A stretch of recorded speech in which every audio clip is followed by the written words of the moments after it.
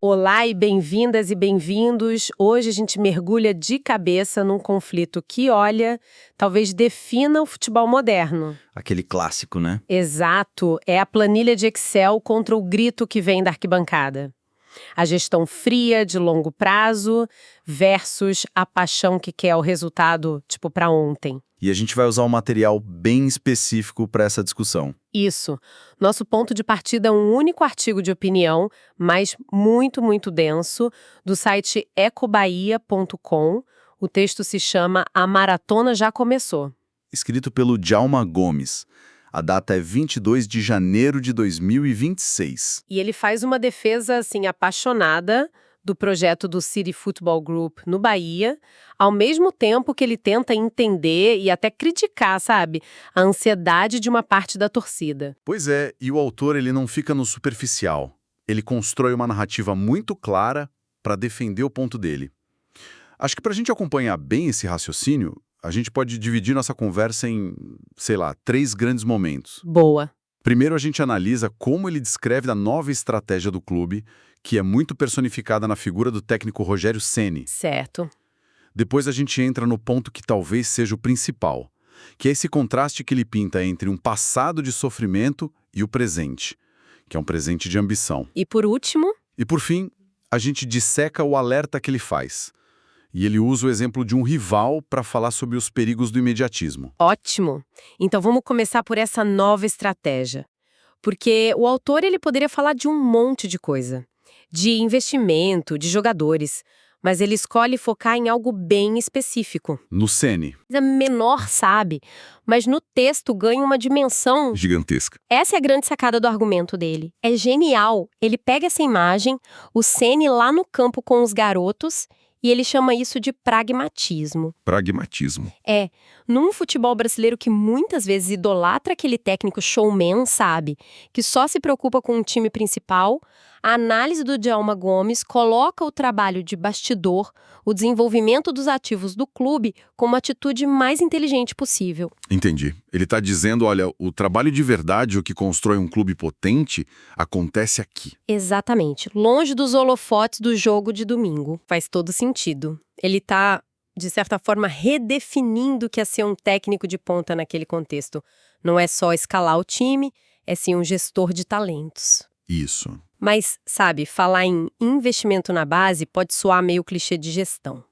O autor consegue provar, com exemplos, que no caso do Bahia, isso é uma mudança de verdade e não só um discurso. Consegue. E ele faz isso usando uma linguagem bem forte. Ele não diz que o clube contratou jovens. A expressão que ele usa é que o clube pagou autênticas fortunas por talentos sub-17. Autênticas fortunas, é forte mesmo. É para chocar. Para mostrar que não é um investimento qualquer. É uma aposta altíssima. É uma mudança de filosofia mesmo.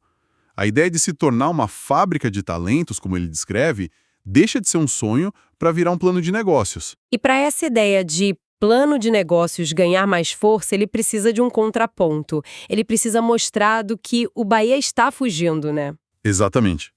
E o retrato que ele pinta do passado é sombrio. Ele não alivia.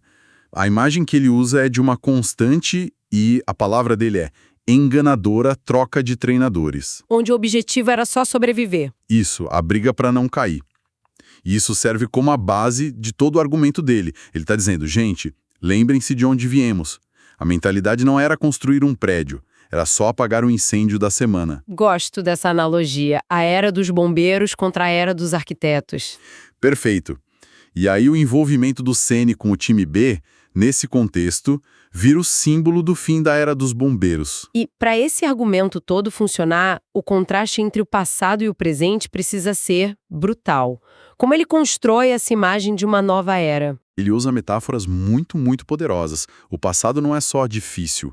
Ele fala em 7 anos nos porões do futebol, nas séries B e C. Nossa, porões do futebol é pesado. É muito pesado. E a Libertadores não era um objetivo distante. Era, e eu cito, um sonho romântico do tipo amor impossível de um apaixonado plebeu pela princesa. É uma linguagem quase de romance, né? Quase literária.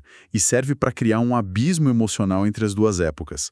Ele quer que o leitor sinta o gosto da poeira do passado para valorizar o ar puro do presente. E o presente, então, seria a chegada no castelo da princesa. Basicamente, o presente é descrito como uma nova era de time inglês, uma expressão que, evoca organização, poder financeiro, protagonismo. E o fato de disputar a Libertadores pelo segundo ano seguido vira a nova normalidade. Vira a nova normalidade. É a transformação daquele sonho impossível em rotina. E exatamente nesse ponto, quando o leitor já está convencido da grandeza do momento atual, que ele vira a chave e mira na torcida. É uma virada de roteiro. Ele prepara o campo todo para dizer: se as coisas estão tão boas, por que alguns de vocês estão reclamando? Precisamente. A frase dele é uma bomba. Quem reclama hoje, segundo ele, não está aproveitando a viagem, ou sofre de amnésia. E ele não fica só na crítica geral, né? Não, ele desce para o detalhe. Ele cita ataques diretos ao Rogério Ceni nas redes sociais como xingamento de entregador de camisas. O autor faz questão de ir nesse nível para mostrar o que ele considera o absurdo da situação. E aí ele defende o Ceni? E como defende. Ele chama o Ceni de monstro sagrado do futebol mundial. Tudo para criar um contraste entre a estatura do profissional e a, pequenez da crítica. Mas ele faz uma distinção importante aí, não é? Ele não condena toda e qualquer crítica. Não, e esse é um ponto de inteligência do texto. Ele separa bem as coisas. Ele diz que criticar um esquema tático, uma substituição, isso faz parte do jogo, é um direito do torcedor. O que ele ataca é outra coisa. É outra coisa. O que ele ataca é o que chama de falta de civilidade. O ataque pessoal, a ofensa. E aí ele joga uma provocação no ar que é quase cruel. A diga que os torcedores sentem falta do sofrimento. Essa mesma. Ele levanta a hipótese de que talvez esses torcedores tenham saudades do tempo em que o Bahia brigava apenas pelos respectivos campeonatos doméstico e regional.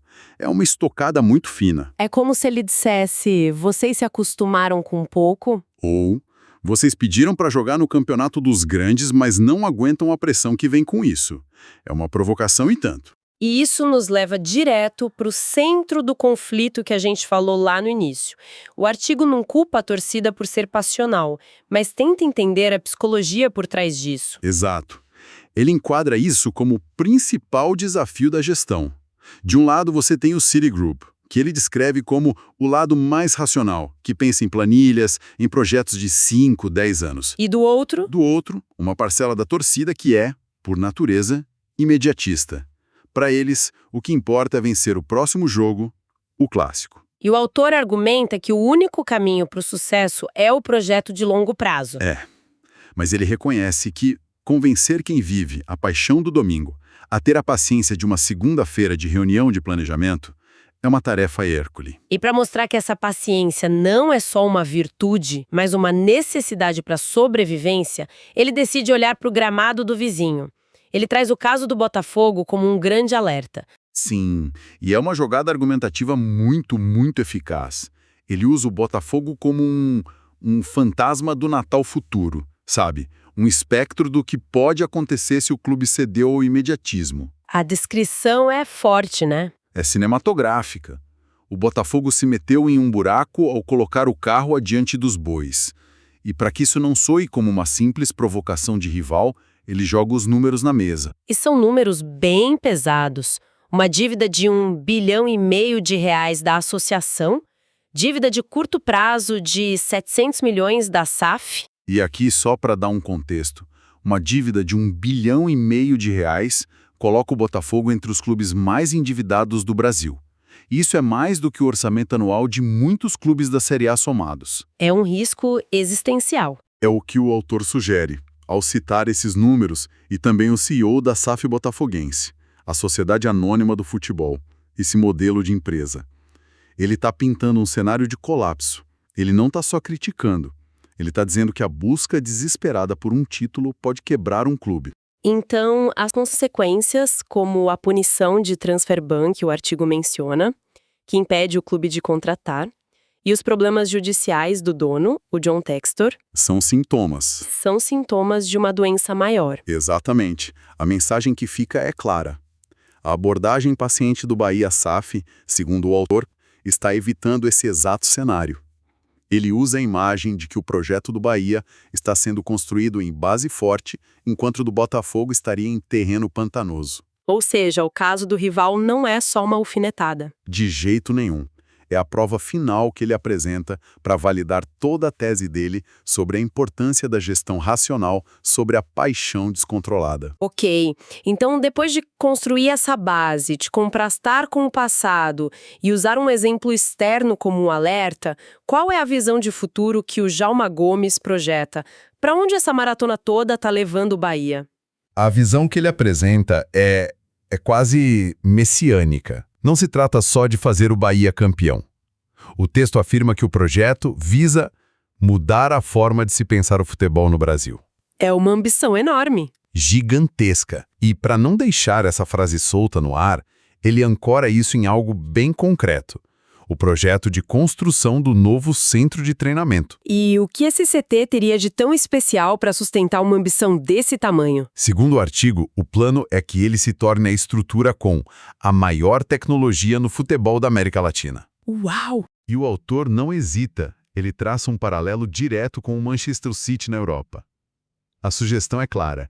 Assim como o City é a referência de modernidade e gestão no futebol mundial, o Bahia estaria sendo preparado para ocupar esse mesmo posto aqui no continente. A meta não é só levantar troféus. Não, é se tornar um paradigma, um modelo a ser seguido. Um futuro grandioso. E depois de pintar esse quadro todo, ele volta o foco para o indivíduo na arquibancada. É como se ele dissesse, olha, esse é o futuro, agora vamos falar sobre você, torcedor. Qual é o recado final? O recado final é um convite à introspecção. É quase filosófico, sabe? Ele pede que o torcedor faça melhores reflexões, que adote um olhar mais periférico de dentro para fora. É um pedido para se afastar um pouco da emoção crua do jogo, né? Exato. E tentar enxergar o quadro completo, a estratégia maior que está em andamento. E a frase final do artigo é a conclusão de todo esse raciocínio. Uma frase que fica ecoando na cabeça da gente. Com certeza. É uma conclusão muito forte e, de novo, provocadora. Ele se dirige diretamente ao torcedor e diz: você já é feliz e ainda não tem a consciência disso. É um arremate perfeito. Perfeito. Para um texto que passou o tempo todo tentando argumentar que a verdadeira felicidade não está na vitória do próximo domingo, mas na segurança de saber que o clube tem um futuro sólido. É uma inversão total da lógica da paixão. Resumindo, então, o que temos é uma defesa muito bem articulada de um modelo de gestão. O autor usa a história recente do Bahia como prova de evolução, usa um rival como alerta de perigo e uma visão de futuro como promessa. Tudo para convencer o torcedor de que a paciência é o ingrediente mais importante nesse momento. Isso. Ele não nega a paixão, mas pede que ela seja administrada com inteligência. Ele tenta educar o olhar do torcedor. Perfeito. E isso me deixa com uma reflexão final que vai até além do Bahia e do artigo.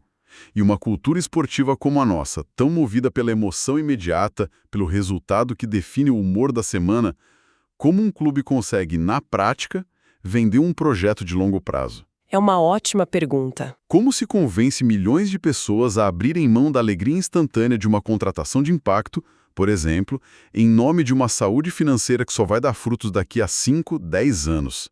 Fica no ar essa questão sobre o equilíbrio talvez impossível entre a racionalidade que constrói o futuro e a paixão que alimenta a alma do futebol no presente.